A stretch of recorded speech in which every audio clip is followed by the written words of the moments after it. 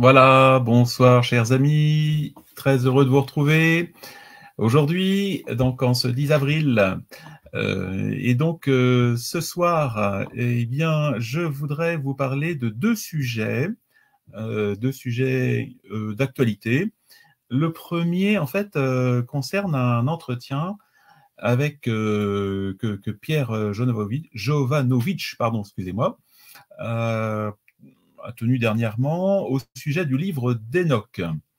Voilà. Et donc, le deuxième sujet, ça sera, c'est celui qui est annoncé là sur la capsule, ça sera le chemin de la paix intérieure. Alors, c'est d'actualité parce que, en fait, on vit dans un monde particulièrement violent, en guerre, voilà. Et donc, je pense que tout le monde recherche d'une certaine façon la paix. La paix. Alors, la première, c'est évidemment, c'est la paix intérieure. Donc, je voudrais vous en parler. Et puis, d'un point de vue évidemment chrétien, et puis comment rester dans cette paix ou comment la trouver si on n'est pas en paix justement. Alors, premier sujet, j'y arrive tout de suite. Donc, le livre de Jovanovic. Alors, le livre, en fait, c'est pas vraiment son livre, c'est plutôt exactement, il fait la promotion d'un apocryphe. C'est un écrit qui n'est pas authentique, en fait, un écrit qu'on appelle biblique, mais enfin qui n'est pas biblique, qui est le livre d'Enoch. Voilà. Alors, monsieur Pierre Jovanovic, bon, voilà, qui me paraît un peu, pas vraiment très sérieux dans le domaine de l'écriture sainte, et refait ou continue à faire de la promotion pour un livre, justement, qui s'appelle le livre d'Enoch, pour nous dire que ce livre est un livre sacré. Voilà, un livre biblique et que l'Église l'a injustement écarté des livres sacrés. L'Église catholique, parce que visiblement, monsieur Pierre Jovanovic n'aime pas trop l'Église.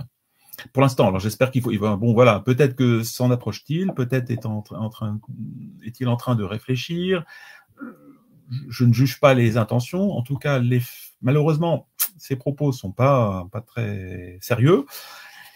Et donc, je voudrais simplement revenir sur cette question du livre d'Enoch. Alors, qu'est-ce que c'est que ce livre d'Enoch? Alors, c'est ce qu'on appelle un livre apocryphe, un livre qui n'est pas biblique, enfin, qui aurait été rédigé, on dit, en tout cas, le livre d'Enoch, au IIe siècle avant Jésus-Christ, qui contient des éléments, alors, livre d'Enoch, Enoch qui était le grand-père de Noé. Donc, vous voyez, on peut penser que Enoch, Noé, c'est plusieurs milliers d'années avant Jésus-Christ. C'était avant le déluge. Enoch qui a été historiquement enlevé de la terre, vivant, et qui a disparu dans les nuées, comme on dit. Donc Enoch est un personnage assez extraordinaire, et on raconte que Enoch, la tradition nous dit que Enoch et Élie reviendront à la fin des temps au moment où l'Antéchrist sera présent et sèmera le chaos dans le monde. Eh bien, on dit que les deux prophètes, Élie et Enoch, reviendront à la fin des temps pour encourager les chrétiens à tenir dans la persécution. Donc Enoch est un personnage intéressant. Donc on lui attribue un livre du IIe siècle avant Jésus-Christ. Donc vous voyez déjà, il y a un problème, parce que appeler livre d'Enoch un écrit qui date que du IIe siècle, c'est déjà pas correct. Donc déjà, il y a un premier élément qui ne va pas. Alors, dans ce livre d'Enoch, c'est un livre qui, contient des éléments peut-être intéressants, des éléments historiques, voilà, qui apparemment auraient été repris et reconnus, par des Juifs éthiopiens. En Éthiopie, les Juifs le reconnaissent, les Juifs éthiopiens le reconnaissent comme un livre sacré. Donc c'est pour ça que Pierre Jovanovic dit, vous voyez, ça fait partie des livres sacrés. Pour le reste des Juifs, et bien sûr de tous les chrétiens, du monde chrétien, c'est un livre qui a un certain intérêt historique, mais qui n'est pas de grande importance. Voilà. Donc là, je ne sais pas si vous voyez un petit peu donc, des éléments qui concernent... Alors, c'est vrai que dans les livres apocryphes, parce que l'Église, si on veut, a canonisé, l'Église a canonisé, a rendu officiel des livres sacrés, et qu'il y a beaucoup de livres qui ne sont pas officiels, hein, qui ne sont pas canoniques, comme on dit, hein, qui ne sont pas sacrés. Par exemple, vous avez l'évangile de Thomas, vous avez l'évangile grec des Égyptiens, vous avez l'évangile de Matthias, l'évangile de Marie-Madeleine, de Judas, l'apocryphe de Saint Jean, la Sophia de Jésus, l'évangile de Pierre. Donc, vous avez toutes sortes d'évangiles apocryphes qui, finalement, ne bouleversent pas vraiment ce qui est décrit dans les 4 évangiles authentiques. Mais pourquoi l'Église l'a-t-elle écarté? Parce qu'il y a des interprétations, des anecdotes qui sont douteusement authentiques. Voilà. Alors, d'où viennent ces évangiles apocryphes? Ils viennent la plupart de courants gnostiques. De courants gnostiques, c'était des gens qui n'étaient pas, qui inventaient en quelque sorte des éléments, hein, et qui surtout enseignaient des choses qui étaient contre la révélation, contre ce que Jésus-Christ et les apôtres ont enseigné. Alors, vous avez particulièrement le courant gnostique a été beaucoup produit de faux évangiles. Par exemple, je vous ai dit, hein, l'évangile de Matthias, l'évangile de Judas, l'apocryphe de Jean, et surtout, il y en a qui est connu, qu'on cite souvent, c'est l'évangile de Thomas. Voilà. Alors, qu'est-ce qu'il faut en fait, qu'est-ce qu'il fallait exactement pour que l'Église reconnaisse un évangile comme authentique et comme vraiment sacré, hein, ce qu'on appelle maintenant donc les canons de l'Écriture? Eh bien, il y avait trois éléments, 3 critères principaux pour qu'un écrit soit saint, reconnu saint par l'Église catholique, hein, c'est-à-dire inscrit dans le canon. Alors, canon en grec, ça veut dire la règle, hein, ce qui délimite, vous voyez, c'est la règle. Hein. Alors, il fallait bien sûr que les évangiles soient catholiques, hein, d'abord apostoliques, donc soit issus d'un des apôtres, évidemment, ou un disciple, hein, qu'ils soient catholiques, évidemment, hein, c'est-à-dire, quand on dit catholique, ça veut dire universel, voilà. Qu'ils soient cohérents, surtout, et puis vous voyez qu'il n'y ait pas de dissonance entre ce qui est l'enseignement de l'Église, d'une part, et puis le contenu. Voilà. Et voilà. Et pourquoi justement l'Église n'a-t-elle pas reconnu l'apocryphe d'Enoch, hein, parce que il n'est pas justement pas conforme à ces critères, ces 3 critères que je viens de vous donner. Alors, quels sont les éléments qui ne sont pas conformes dans ce livre d'Enoch? Et c'est ce que ne voit pas Pierre Georges. Hein. Pourquoi il n'arrive pas à comprendre que l'Église rejette ce livre?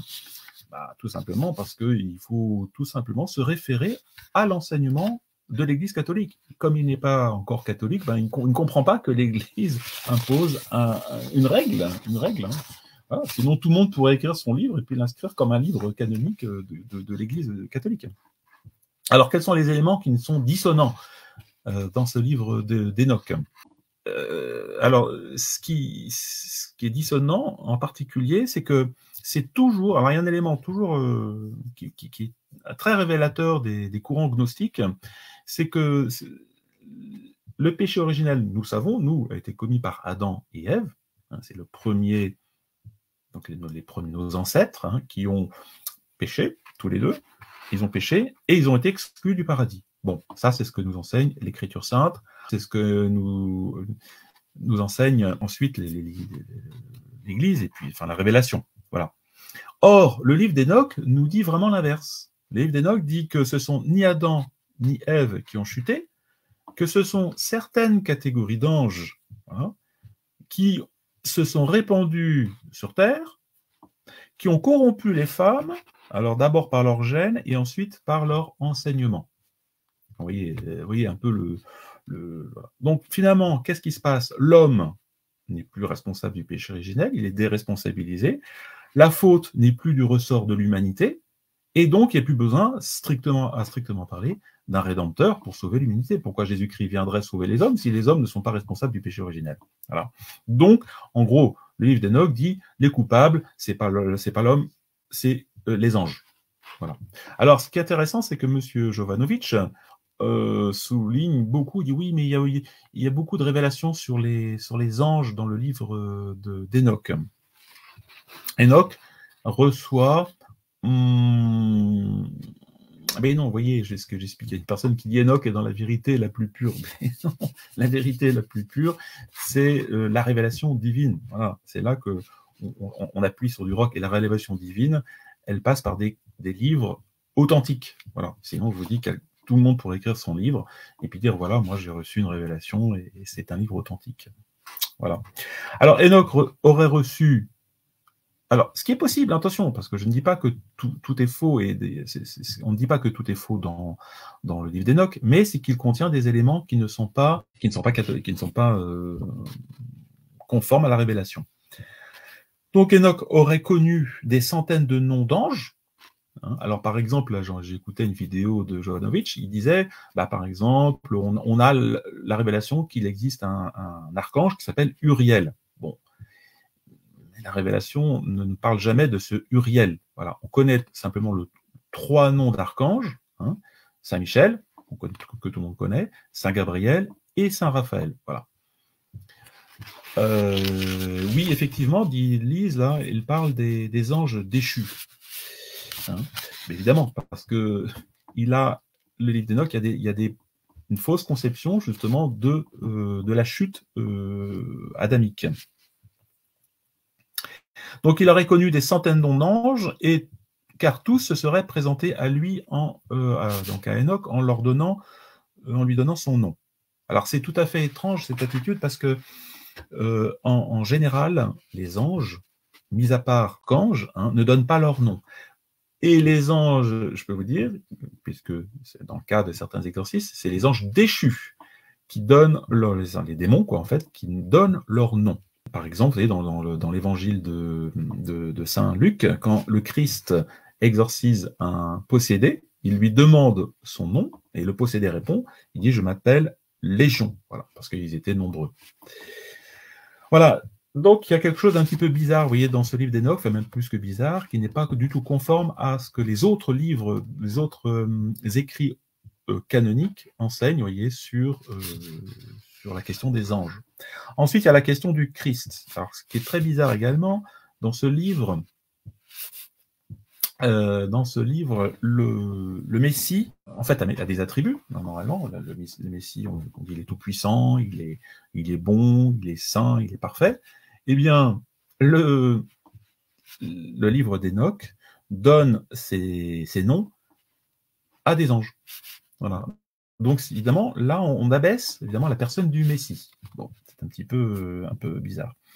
Et puis, on retrouve également un rapprochement entre cette notion de fils de l'homme, du livre d'Enoch, et de fils de l'homme des évangiles. Mais l'expression dans le livre d'Enoch n'est pas du tout, en fait, semblable à celui de l'évangile, parce que dans l'évangile, c'est plutôt fils d'homme, c'est-à-dire un simple homme, tout simplement. Voilà. Alors, je ne vais pas m'étendre plus que ça sur cette question du livre d'Enoch, parce que ce n'est pas, en fait, l'objet de ce soir de mon petit mot. Ce qui est très clair, c'est qu'en général, ceux qui vous citent les livres d'Enoch comme étant une référence sainte et blabla, etc., en général, c'est pas net. Soit vous avez affaire à des francs-maçons. Bon, j'espère que M. Jovanovitch n'est pas franc-maçon. Enfin, en tout cas, ce sont eux qui le citent. Ils aiment bien, en général, citer toutes sortes d'ouvrages un petit peu qui sortent évidemment du canon de l'Église catholique, parce que tout ça pour semer le trouble et pour dire que, vous voyez, l'Église catholique, elle s'est trompée sur l'authenticité des livres saints, donc l'Église n'est pas sainte, donc l'Église n'est pas animée par le Saint-Esprit. Par derrière, vous avez cet esprit-là, donc maçonnique, donc voilà, donc ça c'est la première, en général, source de ces citations. Vous avez également toutes sortes de mouvements anti-scripturaires, ceux qui remettent en cause justement l'écriture sainte. Là, je vous ai quelques mouvements, par exemple les manifestations de Toronto, Pensacola, et qui utilisent vraiment des techniques un petit peu occultes pour parodier la puissance de Dieu, pour dire qu'il y a des délivrances, voilà. Ils vont utiliser ce genre d'écrits apocryphes pour pratiquer leur salade.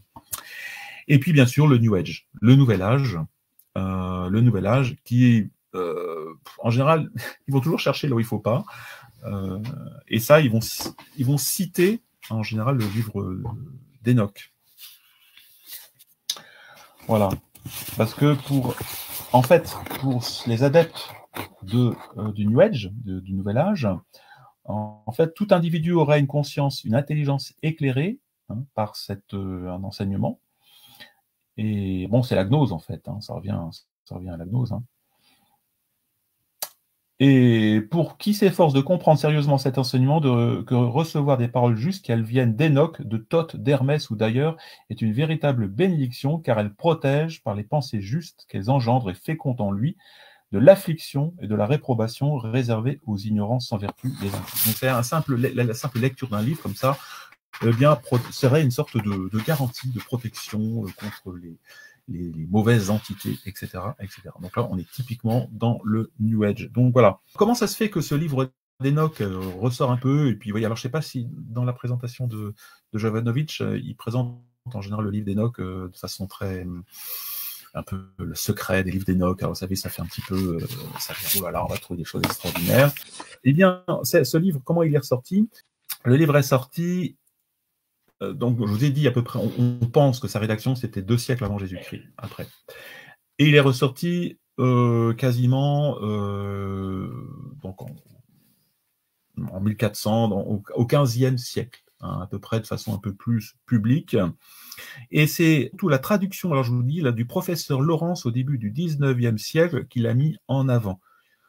Voilà. Et alors là, il dit, toutefois, le livre d'Enoch a fait une apparition fulgurante à la cour de la reine d'Angleterre par le biais de son astrologue, le mathématicien et diplômé de Cambridge, John Dee. Voilà. C'était un peu l'équivalent de Nostradamus de l'époque. Voilà. Voilà, donc finalement, le livre d'Enoch s'attaque aux fondements bibliques. Voilà, alors M. Bellénos qui nous dit que l'Église est une Église vivante, pourchassée par l'Inquisition catholique. Bah, non, au contraire, justement, alors, elle est vivante dans le sens où elle est constituée d'âmes vivantes, mais elle est... on ne peut pas, d'une génération à l'autre, vous voyez, tout détruire et puis dire que ce qui était tradition est aujourd'hui remis en cause. Voilà, le problème de M. Jovanovic, c'est qu'il pense que son opinion sur la question de livre d'Enoch est bien prévaut sur, je dirais, tous les théologiens, les pères de l'Église, que ce soit juifs et catholiques. Voilà, c'est une question de vérité. Donc voilà, en conclusion, le livre d'Enoch, vous voyez, c'est pas, disons que voilà, c'est un livre voilà, qui n'est pas interdit de posséder, mais qui n'a aucun crédit, enfin qui n'a pas le crédit des livres saints. Voilà, et donc ça c'est important parce que justement pour pas se disperser et dire voilà que tout ce qu'on dit être sacré, voilà, et doit être pris comme tel. Non, attention, voilà, c'est pas le cas. Ce qu'il faut bien se rappeler en matière d'écriture sainte, voilà, c'est que il y a une révélation divine. Notre Seigneur, Dieu a parlé dans l'Ancien Testament et dans le Nouveau Testament. Il y a un moment ou un autre où la révélation, elle est close. Et on dit que la révélation est close à la mort de Saint Jean l'apôtre, qui est mort très âgé, à l'âge de centaine, on dit 100 ans, sur l'île de Patmos, et que la révélation, à ce moment-là, divine est close. C'est-à-dire qu'il ne peut pas y avoir de nouveauté autre que ce que Dieu a révélé jusqu'à la mort du dernier apôtre. Voilà. Il peut y avoir une explicitation de la révélation. Voilà, les théologiens vont essayer d'approfondir ce qui a été révélé, mais il ne peut pas y avoir de nouveauté. Voilà. Donc, par exemple, si on vous dit, oui, il y a le nom des anges ou le nom des archanges, non, voilà, ça on ne peut pas savoir, sauf dans le cadre, par exemple, d'une révélation privée, mais ça reste strictement privé. Alors, j'en arrive maintenant à la paix, le chemin de la paix intérieure. Alors, ça sera l'occasion pour moi de vous parler, en fait, d'un élément qui est très important dans notre recherche de la paix intérieure, c'est la question de la confession. Alors, je ne vais pas vous parler de la confession en tant que telle, mais je voudrais simplement vous amener à réfléchir sur la différence entre d'un côté la psychanalyse, ce qu'on appelle la psychanalyse, et puis de l'autre côté, ce qu'on appelle la pratique de la confession. Voilà. Parce que on vit dans un monde où les gens recherchent évidemment tout, enfin, à tout temps, tout homme recherche la paix. Hein. Qui ne recherche pas la paix? Voilà, on est pris dans des conflits à la fois intérieurs, des conflits dans notre âme, et des conflits extérieurs. Voilà. Et beaucoup cherchent justement aujourd'hui une paix une paix intérieure, une certaine sérénité de l'âme, hein, dans la pratique de la visite, ou plutôt dans la pratique de la psychanalyse. Voilà.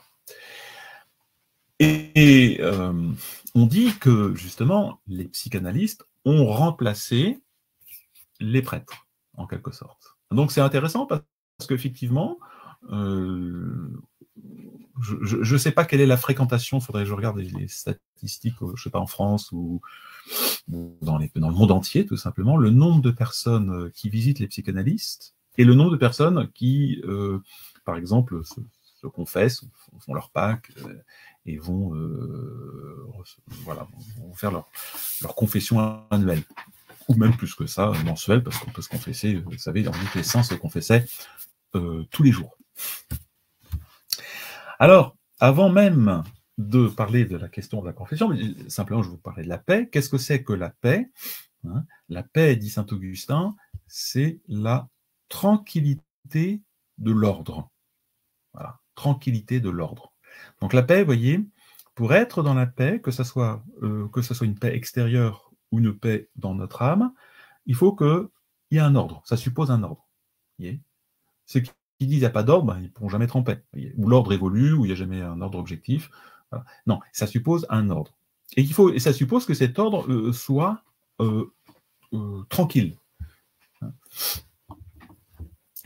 Voilà, oui, la paix, il n'y a que ça de vrai. Ermite, c'est bien aussi.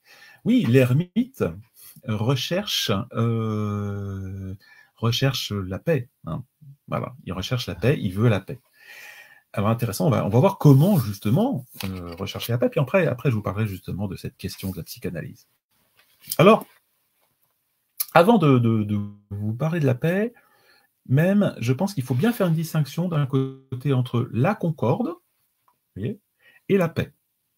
Alors c'est saint Thomas d'Aquin qui fait un peu la distinction. Parce que, qu'est-ce que c'est que la concorde?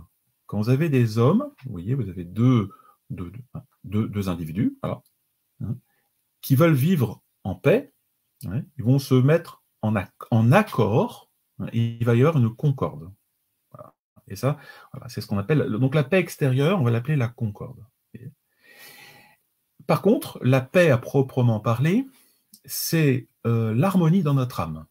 Donc vous voyez, je pense que c'est important de distinguer d'un côté la paix qui est quelque chose de plus intérieur, c'est pour ça que j'ai mis les chemins de la paix intérieure, de la concorde qui est plus la paix extérieure, si on veut, la paix entre les hommes, la paix dans une société, la paix dans le foyer, la paix avec votre patron, la paix extérieure, quoi, vous voyez. Donc la concorde. Alors, et qu'est-ce qui est le plus facile? Est-ce que c'est plus facile d'avoir la paix intérieure ou la paix extérieure? Ben, en fait, la question n'est pas vraiment ça. Ce qu'il faut rechercher d'abord, c'est la paix intérieure. Hein. Voilà. Et la paix intérieure, comment on va la trouver? Essentiellement, on va la trouver dans l'harmonie de nos, de nos appétits. Ouais, nous avons des désirs, nous avons des passions, nous avons oui, un monde intérieur, et il faut que ce monde intérieur soit harmonieux, voilà, soit en harmonie. Voilà, je vais vous lire même un peu, vous voyez ce que dit saint Thomas d'Aquin, qui est un grand penseur, et que il faut lire. Il cite qu'il y a en nous, hein, des appétits, par exemple l'appétit sensible, par exemple, je prends un exemple tout bête, mais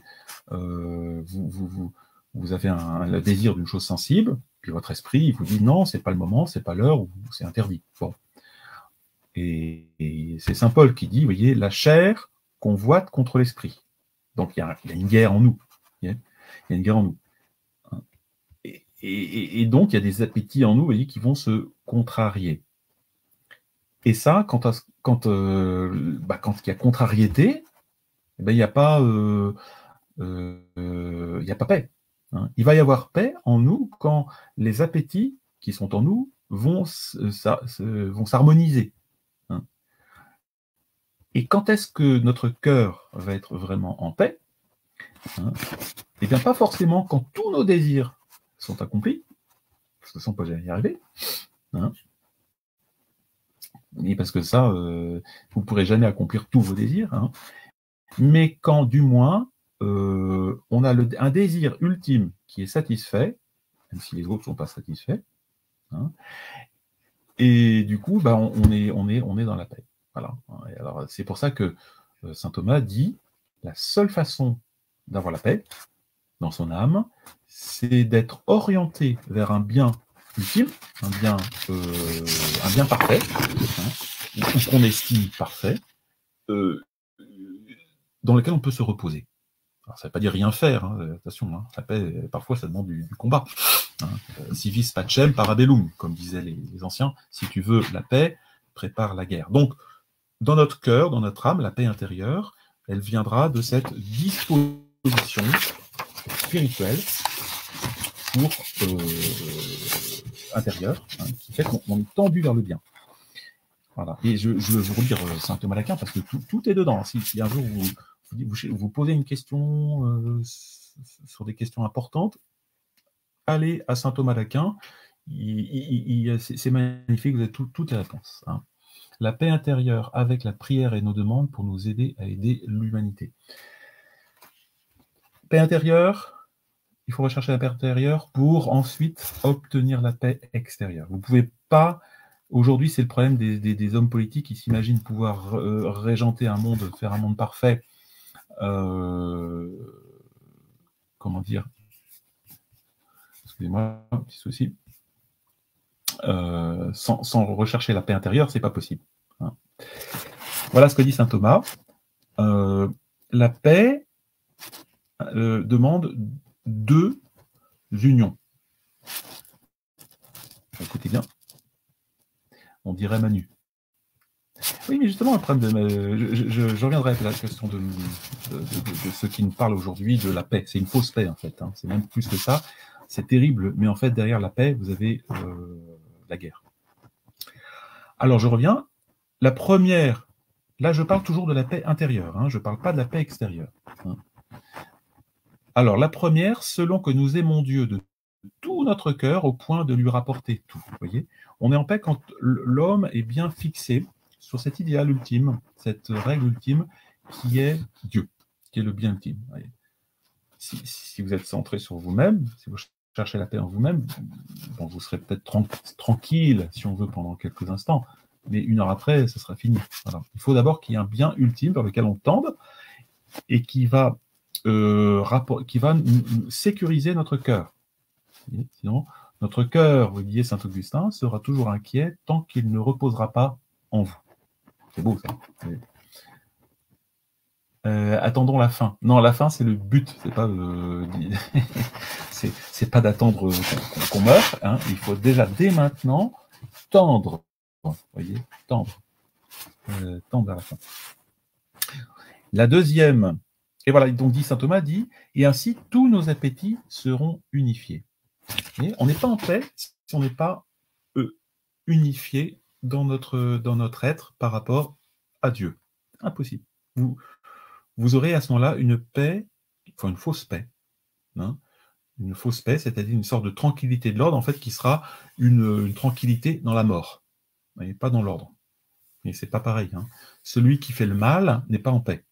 Donc je vous en parlerai tout à l'heure avec la psychanalyse. Hein, celui qui fait le péché, hein, il dévie d'un ordre hein, pour lequel il est fait, donc il ne va pas être en paix. C'est pas possible. Et la seconde, alors la seconde qui va produire la paix, c'est qu'en aimant le prochain comme nous-mêmes, donc ça c'est la charité, j'aime le prochain comme moi-même, nous voulons l'accomplissement de sa volonté comme la nôtre. Qu'est-ce qui fait que nous sommes en concorde avec, dans un couple, les parents vis-à-vis des enfants, ou les enfants vis-à-vis des parents, ou avec votre patron, ou avec votre, etc. Qu'est-ce qui fait que nous sommes en paix? Eh bien, parce que nous faisons sa volonté. Vous voyez, comme étant la nôtre. On est heureux, vous voyez, un homme et des gens mariés, par exemple, et dans un couple, ils se font plaisir mutuellement. Mutuellement, ils font leur volonté. Il y a une union absolument parfaite. C'est pourquoi Aristote, vous voyez, a mis l'identité de choix parmi les aimants de l'amitié. Qu'est-ce qui fait qu'on est amis? Eh bien, c'est parce qu'on a les mêmes choix, on a la même volonté, idem vele, comme on dit. La même volonté, les mêmes choix, les mêmes désirs, et donc il y a union. Et vous voyez, dans notre société, pourquoi c'est la discorde dans la société actuelle? Parce qu'il n'y a plus du tout les mêmes choix, il n'y a plus du tout les mêmes volontés. Et chez les amis, il y a le même vouloir et le même non-vouloir. Voilà, donc vous voyez, la paix va provenir essentiellement de la charité. Alors, avant de vous parler de la psychanalyse, et de la question de la confession, je vais vous donner quelques éléments qui vont vous permettre de rester dans la paix. Vous voyez, le premier élément, d'abord, vous voyez, c'est d'aimer le bon Dieu par-dessus toute chose, plus que soi-même. Alors, on me dit, mais comment je fais pour aimer le bon Dieu si je ne crois pas en lui? Alors oui, donc il faut d'abord croire en lui, et l'aimer pour lui-même, aimer Dieu. Voilà. C'est ce que dit la première des choses. Voilà, la première disposition, c'est la foi. On ne peut pas. Et ensuite, on peut l'aimer. Voilà, alors il y en a qui dit, oui, nous nous sentirons en paix quand l'invasion migratoire et l'islam auront quitté nos terres. Oui, mais là, très bonne affirmation. Pourquoi l'islam vient-il sur nos terres? Je vous pose la question. La réponse est très simple. C'est parce que les chrétiens ont abandonné leurs églises, que les chrétiens ont abandonné Jésus-Christ, que vous avez des gouvernements maintenant anti-chrétiens, et qui laissent entrer n'importe qui. Vous voyez, la nature, à partir du moment où il n'y a plus d'union entre les chefs ou même entre les membres et la tête, l'ennemi rentre dans le corps, dans l'organisme. Voilà. Alors, donc premier élément pour maintenir la paix dans notre âme, c'est, je vous dis, la charité, amour de Dieu. Mais il faut plus. Il faut plus. Il y a des obstacles à la paix intérieure. La première, vous allez me dire, c'est étonnant, il y a la tristesse noire, la noire tristesse. Les mauvaises tristesses qui nous fait perdre la paix. Et c'est pour ça qu'il on vit dans un monde, bien sûr, qui est très noir, où il y a des films, machin, tout est... Attention. Moi, je regarde des films d'horreur, moi, je lis toutes les nouvelles d'actualité, non. Et il y a des moments où, pour garder la paix intérieure, il ne faut pas, comme disait Solzhenitsyn, l'homme a un droit, c'est de ne pas tout savoir. Vous voyez, on peut pas, il n'est pas possible, vous ne pouvez pas vous arrêter sur la misère du monde entier. Donc la noire tristesse est dangereuse. Alors il y a une tristesse qui est bonne, et une tristesse qui est mauvaise. La tristesse qui est bonne, c'est celle qui consiste à s'attrister de choses qui vont nous éloigner de la vraie joie. Voilà. Et puis, alors, il y a un autre obstacle à la paix intérieure, c'est la joie, la vaine joie. Oui. Alors, je ne sais pas si on voit comment les médias déversent chez nous, dans notre quotidien. Ils déversent des sauts et des sauts d'histoires, mais glauques, alors qu'ils se veulent drôles. Quand vous écoutez des émissions, les grosses têtes, ou je sais pas quoi, c'est vulgaire, vous voyez, c'est de la joie bête, hein. Eh bien ça trouble, hein, la joie. Pourquoi? Parce que la frivolité, une certaine frivolité, si on veut, finit par obscurcir les vrais biens. Vous voyez, on voit plus clair sur ce qui est vraiment notre bien. Hein. Ça ne veut pas dire, vous voyez, c'est très bien de se raconter des histoires, de faire faire un peu d'humour, etc. D'accord, on doit vivre ça, et voilà. Mais attention, l'excès de joie. Alors, il y a aussi un autre élément qui peut nous troubler notre paix intérieure, hein, c'est le zèle, un zèle. Voilà, c'est ça, vous voyez, 140 attaques à l'arme blanche quotidienne au cri d'Allah. Bon, une fois qu'on a compris, c'est bon, vous voyez, on va pas ruminer infiniment sur ces choses-là. Hein. On prend soi-même une orientation, et puis après, si les gens ne veulent pas changer de vie ou ne veulent pas se convertir au christianisme, qu'est-ce que vous voulez? On ne va pas pleurer 1000 ans sur tous ces crimes actuels. Voyez, voilà. Le zèle impétueux. Alors, le zèle impétueux, c'est le fait qu'on se focalise trop sur les fautes des autres. Hein. Vous voyez, c'est comme, comment il s'appelait? Je recherche cet apôtre, hein, Nathanaël, voilà, c'est ça, Nathanaël, qui voyait une ville, il disait, Seigneur, cette ville-là, ils nous ont pas accueillis, c'est vraiment des gens lamentables et tout ça, faites descendre le feu du ciel sur eux.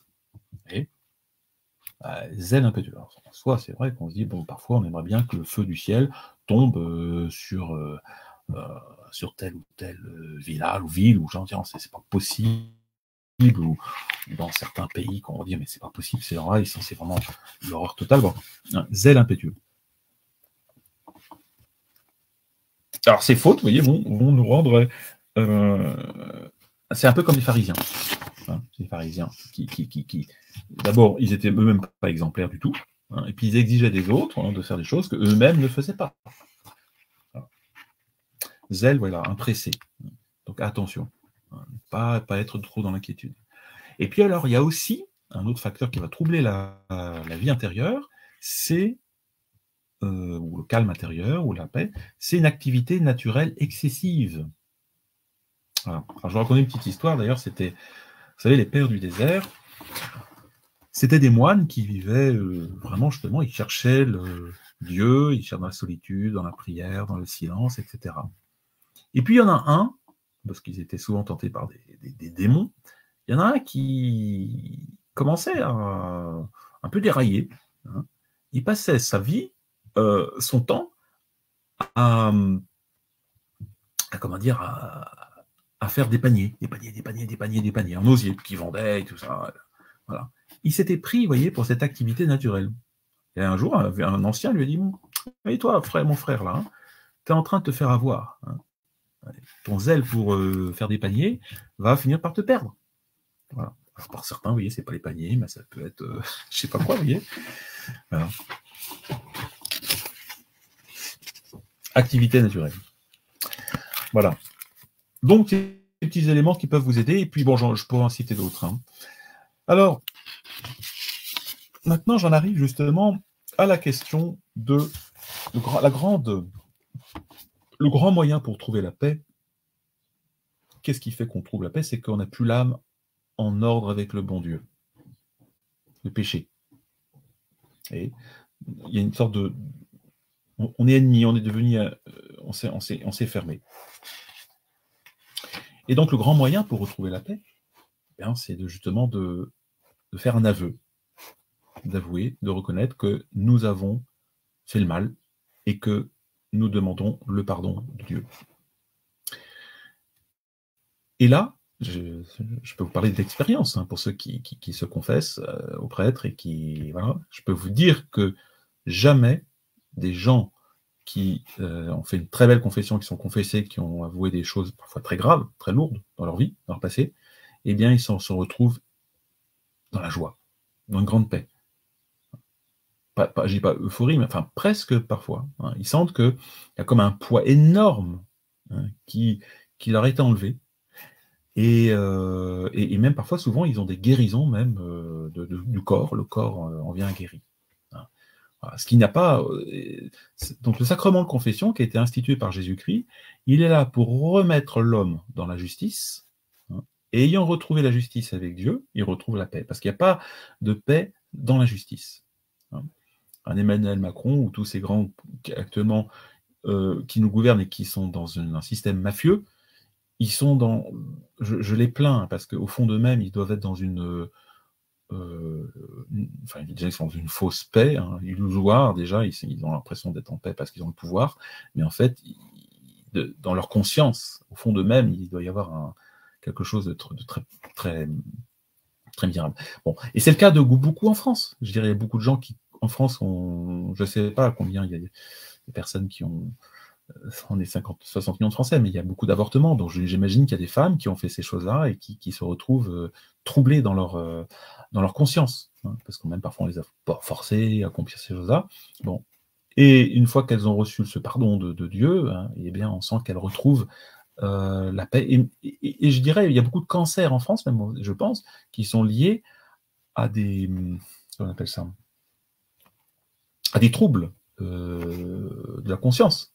Tellement c'est pesant que ça finit par ressortir d'une façon ou d'une autre. Hein. Alors, il y en a beaucoup qui, au lieu de trouver la paix au confessionnal, vont aller voir le psychanalyste. Hein. Ah, ils vont voir le psychanalyste. Est-ce qu'ils vont trouver la paix? Vont-ils trouver la paix? Alors, je vais vous montrer la différence qu'il y a entre la psychanalyse et le confessionnal. Quelle est la différence? Première différence, quand on va chez un psy, hein, eh bien, on n'a pas d'aveu. Pas d'aveu. Voilà. Bon, d'abord, quand on va au confessionnal, on fait un aveu, on avoue. Hein. Vous savez tous qu'aucun homme ne vit heureux si un malaise intérieur ronge son âme. Oui. Est-ce que mon âme est en paix avec le Seigneur? Pas sûr. Hein. Donc, toute âme désire la libération et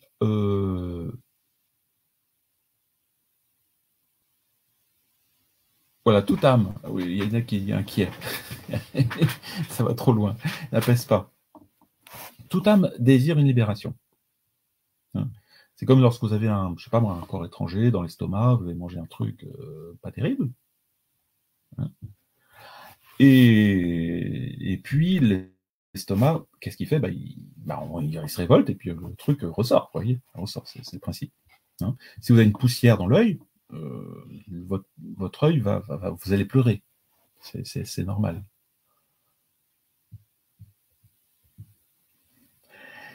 Donc, la conscience, elle est un peu pareille.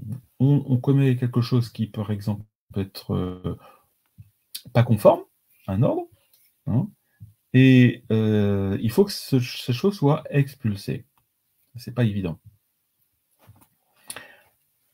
Et là, justement, ça va être un petit peu la différence entre la psychanalyse et la confession. Hein. Certains vont tenter d'échapper à leur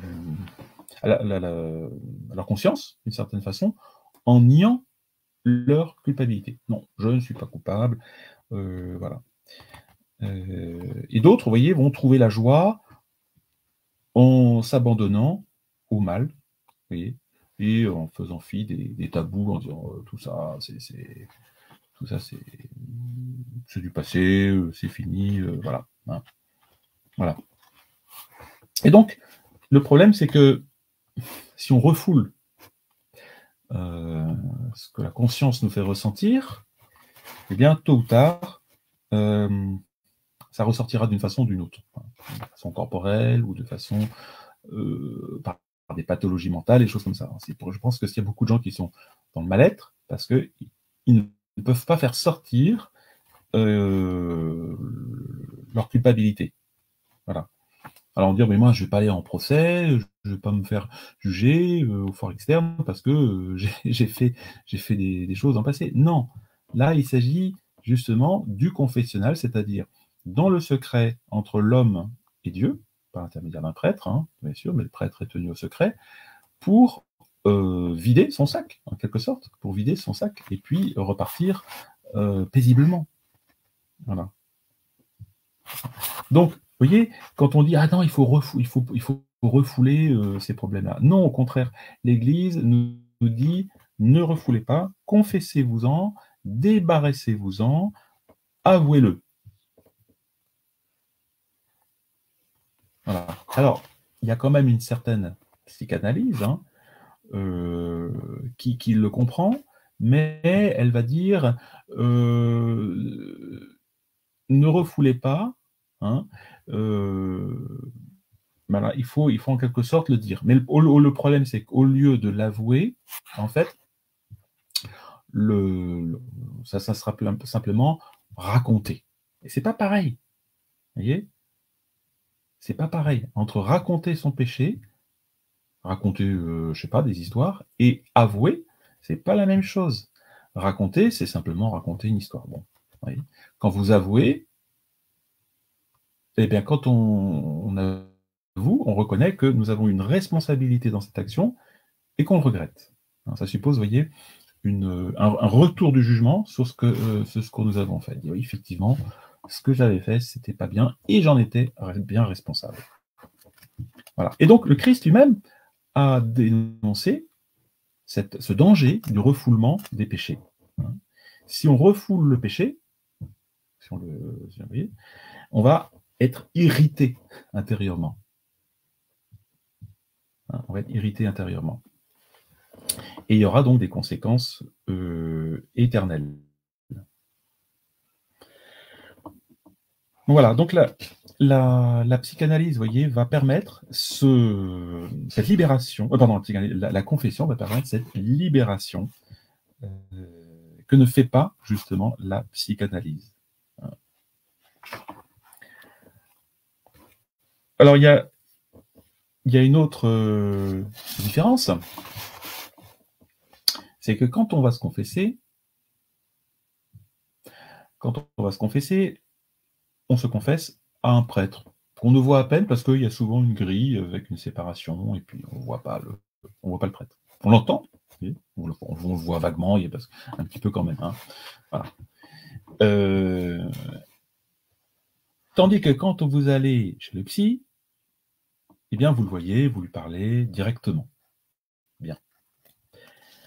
Eh bien, alors je reviens à la confession. Oui, c'est ça exactement. Donc il y a Françoise qui dit les psys ont remplacé les curés. Oui, c'est ce que je suis en train de vous expliquer. Dans le confessionnal, quand celui va se confesser, celui qui se confesse, vous voyez, il est à la fois le procureur, vous voyez, c'est-à-dire celui qui accuse, et le défenseur. Hein. Et celui qui s'accuse, il est pardonné. Voilà. Pourquoi? Eh bien parce que ça a toujours été reconnu, et ça les parents le savent bien vis-à-vis des enfants, que la confession spontanée va être une forme d'expiation qui mérite le pardon. Et dis ton péché, hein, ou je sais pas, moi je me souviens quand j'étais dans une école, il y avait un gamin qui avait fait une bêtise et le prof avait dit si tu te dénonces, je te pardonne. Voilà. Alors, le gamin s'était dénoncé et puis voilà, le prof avait dit voilà, c'est pardonné. Voilà, avoue et je te punirai pas. Oui. Alors, il y a aussi un autre. Alors que dans le cadre de la psychanalyse, c'est pas ça. Vous avez une espèce de rapport. On raconte l'histoire, mais c'est pas un aveu. Alors, il y a une autre différence encore, c'est que quand on se confesse, par rapport à la psychanalyse, la narration des péchés est assez brève. Oui, abstraite. Voilà. J'ai volé 2 €. J'ai menti 3 fois. Voilà. J'ai tué. Oui. Etc. Dans la psychanalyse, en général, c'est long, c'est diffus, et puis ça peut être très précis. Voilà. Et donc, le phénomène sera beaucoup plus douloureux d'une certaine façon. Voilà. Et puis, dans la confession,